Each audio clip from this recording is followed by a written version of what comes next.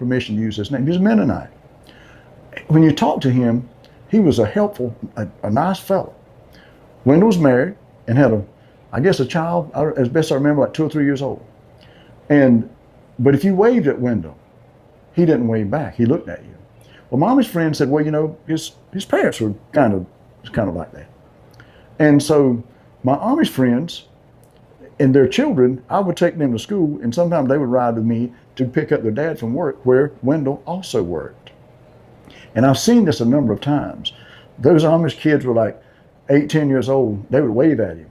And he didn't wave back, even though he'd been friends with the family for years. And one day, my car was parked probably 10 feet from him. He came out of the office, and Aiden waved at him, the oldest, and he just kind of looked. And so one day, I was at the cabin on Amish farm, and Wendell would come by. Aiden, the 10-year-old boy, he comes, knocks on the door, all excited. He said, James, guess what? And I'm thinking, what is it, son? What is it? He said, Wendell waved at me. And I said, are you serious? This is how big a deal this was. He had actually waved at him. Nobody had ever seen that. And so his dad was kind of sheepish, smiling about it a little bit later, and he said, yeah, when Wendell left, he waved at us. That was the first time he'd ever seen that. So now let's fast forward a little bit. And Wendell and I have talked about this.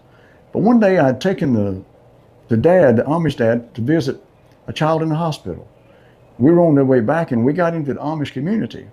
I see this man that's probably, I don't know, a couple hundred feet off the road. And he had a little boy beside of him. And I'm gonna tell you, it's one of the most beautiful experiences that I think I've ever seen. It was almost like a wave if you were directing a movie or something. When I looked up, here's this man with his little boy, holding him in his left hand. And the biggest wave I think I've ever seen. You're talking about a leaning moment and a spirit charging. But I asked my Amish friend, I said, who was that? Because we were in the Amish community. He said, James, that was Wendell. I said, Wendell who? He said, Wendell Troy. I said, are you kidding me? Wendell told me that he had a breakthrough. And now he is that leaner. Think about how many leaning moments in a lifetime are missed up to that point. Now he waves and he creates those leaning moments. And he gave me permission to tell this story. That's how you create leaners. And don't give up easily. You know, sometimes what happens is we're kind of natured if we wave at somebody and they don't wave back. We can be offended a little bit. Then it causes us to lean back. But I'm going to encourage you, don't do that. Just keep leaning.